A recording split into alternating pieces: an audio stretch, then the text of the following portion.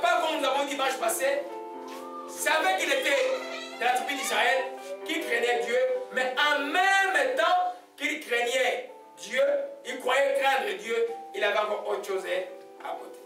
Aujourd'hui, en termes, on appelle ça le syncrétisme. Quand vous allez au Brésil, dans les îles, vous voyez, les gens qui prient Jésus, en Inde aussi, qui prient Jésus, il y a une croix, et puis il y a un petit Dieu à côté, il y a un petit statue, tout ça sur un même autel. Nous avons vu dans la Bible que Dieu n'aime pas les mélanges. Le Dieu d'Israël dit qu'il est un Dieu jaloux. Il est jaloux. Quand il a donné ton esprit, il devient jaloux envers toi. Il te veut toi totalement pour lui. Amen. Alors quand Gédéon a été appelé, Dieu lui dit, la première chose que tu fais, mon fils, maintenant que tu as demandé de voir si c'était moi qui t'a parlé, la première chose que tu fais, tu commences par la maison de ton père. Va détruire cette idole qui est dans la maison de ton père. Alléluia. Amen. Ça demande que dans la chrétienté, des fois, on va vous demander de faire des choses qui, humainement, vous ne pouviez pas imaginer. Alléluia. Amen. Le premier principe, nous voyons l'important de détruire l'idole familiale ou individuelle dans le parcours de la paix. Si tu ne détruis pas un idole familial, ça veut dire quoi aujourd'hui? Ça veut dire, par exemple, prenons par les choses les plus visibles. Dans la maison, s'il y avait des statues, dans la maison, s'il y avait des choses que vous adoriez comme Dieu, une petite statuette comme cette statue, je vous ai rencontré, il y avait 6 ans, dans une province du Congo, RDC. Mon père était autorité dans ce district-là. Et puis, il y a un monsieur qui est mort. Il est mort, mais la statue pleurait la nuit. J'ai vu ça, j'avais quoi, 6 ans, j'ai gardé la mémoire. Je connais même les noms. Je suis allé voir cette statue et j'ai vu cette statue dans mon rêve. Jusqu'à l'âge de 15 ans, je voyais ça encore. J'ai encore le nom, ça s'appelle Mwachingenji. C'est une tribu qu'on appelle le Choko et Congo, une tribu très occulte. Le monsieur est mort, la statue pleurait. Tout le monde attendait comme un bébé pleurer à la maison. Quand on venait voir, c'était une statuette. Il y avait des marques de larmes ici. Alors, tout le monde, toute la ville a accouru, bien sûr. Alors, moi, comme un jeune turbulent, j'ai quitté l'école, j'ai forcé la vigilance de ceux qui viennent me chercher. Je suis allé voir ça. Alléluia. C'est pour dire que le monde culte est réel. Alléluia. La statue familiale peut être une habitude familiale qui n'est pas bonne.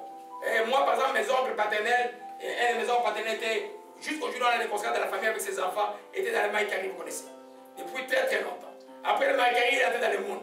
Je me crois une fois, quand je venais de terminer l'université, je suis allé, je priais pas encore, j'ai vu la photo de monde à la maison, je l'ai pris, j'ai marché dessus, et tout le monde a commencé à crier, ah, qu'est-ce que tu fais? Tout le monde croyait au marché sur Dieu. À l'époque, j'étais inconscient, mais je jouais avec le feu parce que j'étais pas Dieu, j'avais pas Dieu avec moi. Alléluia. C'est pour dire qu'il peut arriver beaucoup de idoles dans la vie. Et on peut aller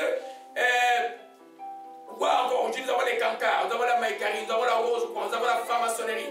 Et plein de choses qui font que les gens peuvent aller un dimanche à l'église et puis ils ont autre chose à faire à côté. Dieu n'aime pas cela. Pour que la paix de Josué et de Gédéon réussisse, Dieu a dit, va dans la maison de ton père, pas ailleurs. Détruis l'idole qui est dans la famille. L'idole de la famille peut être une cupidité. Nous avons vu dans l'enseignement sur l'idolâtrie que la cupidité est aussi une idolâtrie. Amen. L'idole de la famille peut être une philosophie aussi. Peut-être une manière de faire tout ce que tu peux faire. Parce que ce qu'on appelle idolâtrie, c'est quoi? C'est aimer quelqu'un ou quelque chose ou une pensée plus que Dieu. Quand tu aimes quelqu'un ou une pensée plus que Dieu, tu es soumis à cette personne-là, ça s'appelle l'idolâtrie. Alléluia. Et Dieu était, ça devient une idole. Vous avez entendu dans le monde, quand on était jeune dans le monde, je ne sais pas si aujourd'hui, ça fait 20 ans que je n'écoute plus les choses du monde, là où 25 ans. On appelait, idole, c'est comme un musicien fait instruction, l'appelait mon idole. Pourquoi vous l'appelez idole? Quand vous l'appelez idole, vous êtes soumis à lui à quelque chose. Tu ne peux pas dormir sans écouter cette musique-là. Mais cette musique n'est pas nécessairement bon. Alléluia. Alors, il y a plein de choses que Dieu te demandera quand tu viens en Christ, par la faute de Dieu que tu vas éliminer. Sinon, ton appel ne va pas réussir. Alléluia. Dieu demandait à Gédéon, il dit, va dans la maison de ton père, détruis l'idole de Baal. Alléluia. Gloire à Jésus-Christ. Amen. Alors, parce que sans la détruction de l'idole familiale, ton parcours sera bloqué. Alléluia. savez qu'il y a beaucoup de fausses illusions dans la chrétienté. L'enseignement de Jésus est l'enseignement le meilleur du soit. Mais aussi, hein, humainement le plus dur, mais par la grâce de Dieu, le Saint-Esprit nous aide à vivre ça. Alléluia. Amen. Je vous pose juste une question là, il n'y a pas beaucoup de gens aujourd'hui. Jésus est-il venu unir la famille ou diviser la famille? On n'est pas l'étude biblique, mais je pose juste une question. Amen. Est-ce que Jésus est venu unir ou diviser? Hein? Diviser? Ok. Amen. Hein? Ok. Amen. Il est venu faire, je dirais, les deux. La première chose qu'il fait dans ta vie, il divise d'abord. Il divise et puis il crée une unité avec ceux qui ont l'esprit de Dieu dans ta famille. Et toi, ton rôle, toi qui connais Dieu maintenant, c'est toi qui deviens comme Gédéon pour la délivrance de ta famille. Quelqu'un me disait hier, pourquoi tout ça à moi? Pourquoi tout ça à moi? Pourquoi tout ça à toi? Parce que tu as donné ta vie à Jésus. C'est toi qui as le rôle de prier pour elle, ta famille. Alléluia. Amen. On ne peut pas dire les choses en l'air, on va aller dans la parole de Dieu. Matthieu 10, verset 32. Alléluia. Donc Dieu demande au jeune homme d'abord d'aller dans la maison de son père, de détruire ce qu'il y a. Vous allez voir qu'après, en détruisant la chose, en obéissant à Dieu, son père est devenu son acolyte. Son père a changé de bord automatiquement quand il a mis l'enfant agir selon Dieu. On va voir ça en détail. Alléluia. Gloire à Jésus-Christ. Amen. Gloire à toi. Amen. Matthieu 10. Matthieu 10. Matthieu 10, verset 32. Amen. J'aimerais frère Chadi suivre avec la caméra quand des choses marchent bien. Pour les autres qui sont loin. Alléluia. Amen. Amen. Gloire à Jésus-Christ. Matthieu 10, verset 32. C'est pourquoi quiconque me confessera devant les hommes, je le confesserai devant mon Père qui est dans les cieux. Quiconque me reniera devant les hommes, je le renierai aussi devant mon Père qui est dans les cieux. Ne croyez pas que je suis venu apporter la paix sur la terre.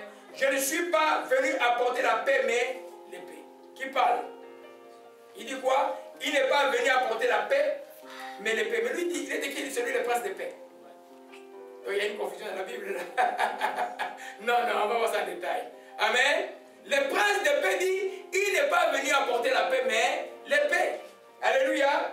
Mais quand je vais mettre la division entre l'homme et son père, entre la fille et sa mère, entre la belle-fille et sa belle-mère, l'homme aura pour ennemi déjà sa maison. Celui qui aime son père et sa mère plus que moi, nous avons parlé de la tribu tout à l'heure, n'est pas digne de moi. Et celui qui aime son fils et sa fille plus que moi n'est pas digne de moi. Celui qui ne prend pas sa croix ne me suit pas, n'est pas digne de moi. Celui qui conservera sa vie le perdra. Celui qui perdra sa vie à cause de moi les retrouvera. Saint-Esprit, aide-moi. Alléluia. Ça c'est moi qui prie. Amen. Alléluia. Nous avons suivi la parole. Il est venu dire, faire quoi? La première chose, il dit, ne croyez pas que je suis venu apporter la paix, mais l'épée. Je suis venu pour mettre la division entre l'homme et son père. L'homme aura pour ennemi les gens de sa maison. Ça veut dire quoi exactement? Ça veut dire que quand dans la famille, je prends mon exemple, je prends toujours mon exemple. J'avais le sixième, je crois. Alexis était grand. Sixième de la famille. C'est le premier à donner sa vie à Jésus-Christ. J'étais en Afrique, médecin à l'ambassade des États-Unis, et puis allant dimanche à l'église catholique, j'ai toujours été à l'église depuis que j'étais enfant. Dimanche, je vais toujours à l'église même quand j'étais païen. Je me croyais chrétien. Et j'allais à l'église. Mais mon jeune frère, un évangéliste américain est arrivé au Congo, il a donné sa vie à Jésus-Christ. Et puis il a commencé à entraîner un peu tout le monde dans ma famille pour aller prier. Mais quand ils allaient pour faire la veille de prière, si j'attends qu'ils sortent, j'étais fâché, je ne voulais pas les voir sortir la nuit pour aller quelque part. En quelque sorte, moi j'étais comme un ennemi de mon jeune frère. Mais lui il avait la vérité, moi je n'avais pas la vérité. Amen. Alors quand je rentrais là, je menaçais tout le monde dans la maison. Il dit, je ne vais pas voir, je ne veux pas les gens avec des petites bibles venir chez moi ici là. Tous les gens viennent chercher l'argent. Amen. Et quand Dieu m'a remis ça à Boréal, quelqu'un m'a invité dans un deuil, et puis quelqu'un a refusé que je prêche, j'ai compris que le mal que tu fais va te retourner un jour. Alléluia. C'est pour nous dire simplement qu'à cette époque-là, mon jeune frère avait la vérité, moi je n'avais pas la vérité. Donc il y a eu comme une division entre moi et lui. J'étais comme son ennemi. Cela est tout à fait normal dans la vie chrétienne. quand tu es chrétien, à un moment de ta vie, tu verras que quand tu donnes ta vie à Jésus-Christ, véritablement, les premiers opposants de ton appel se retournent de toi. Alléluia. C'est pourquoi quand j'ai posé la question, Jésus est venu unir ou diviser ou... Vous avez dit les deux. Mais la première chose qu'il fait, c'est qu'il te sépare.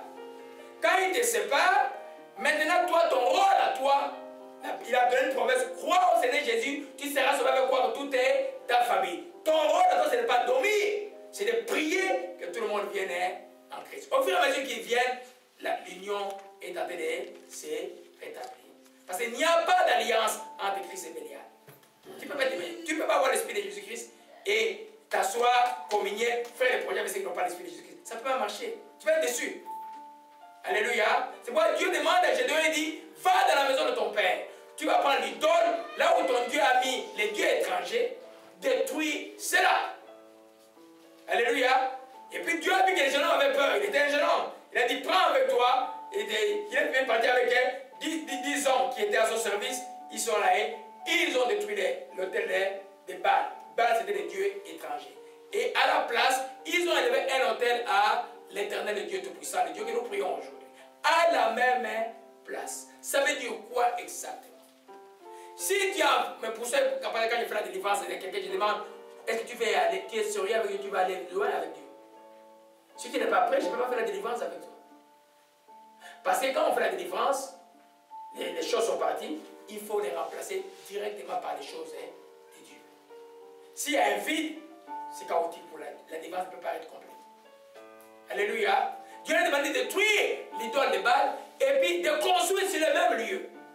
Et de brûler avec le feu de cet hôtel-là, de l'hôtel de Baal, le feu de l'Holocauste. Donc l'animal qu'il a présenté à Dieu, il a brûlé avec le feu, le bois est venu du pieu qui était là. Je ne sais pas si j'avais des caméras, je pouvais vous dire comment les choses étaient présentées à l'époque. Alléluia. C'est pour nous dire simplement dans la vie, il faut faire très très attention. Tu n'entres pas dans une chrétienté un pied dedans, un pied dehors. Amen. Je sais qu'au début de la chrétienté, toutes les choses ne sont pas réglées à la minute. Mais toi, ton désir est que Seigneur, aide-moi à avancer avec toi. Il va t'aider. Et les choses vont commencer à partir une à une, une à une, une à une. Parce que ce qu'on appelle une idole, c'est quelque chose qui te contrôle. C'est quelque chose que tu es attaché, c'est quelque chose que tu mets au-delà de Dieu. Amen. Il faut qu'il y ait des choses qui sont dans ta vie, qui te résistent, mais Dieu voit que toi tu veux avancer. Alléluia. Gloire à Jésus-Christ. Donc c'est pourquoi je dis que sans la décision de l'idole familiale, ton parcours sera bloqué. Jésus a dit, oh, l'homme aura pour ennemi les gens de sa maison. Alléluia. Amen. On a l'exemple de frère Acharaf là. Amen. Il a donné sa vie à Jésus-Christ. Son papa l'a mis dehors de la maison. Ok? Parce que la famille était musulmane. Amen. Est-ce qu'il n'est pas content aujourd'hui?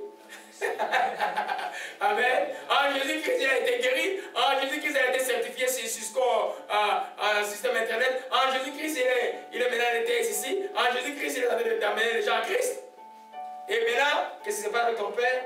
L'union commence à s'établir, mais lui va être sauvé, nous sommes certains de ça. Quand on amène quelqu'un en Christ, on ne peut pas être des gens qui mettent. Nous ne sommes pas comme les sectes qui amènent les gens. Disent non, non, ta famille là, non, non. C'est-à-dire que tu te sépares en d'autres termes, tu ne te mets pas avec beaucoup de projets pour que toi tu grandisses en Christ, pour que demain tu leur sois utile. Voyons la suite. Alors là, Juge 6, alléluia, on va voir la suite, ce qui s'est passé avec Gédéon.